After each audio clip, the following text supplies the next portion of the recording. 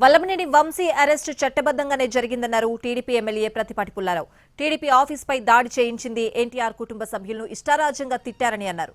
చేసిన తప్పులు కప్పిపుచ్చుకునేందుకు సాక్షులను బెదిరించే ప్రయత్నం చేశారని ఆరోపించారు. అన్ని ఆధారాలతోనే వంశీని అరెస్ట్ చేశారని చెప్పారు ప్రతిపాటి పుల్లారావు.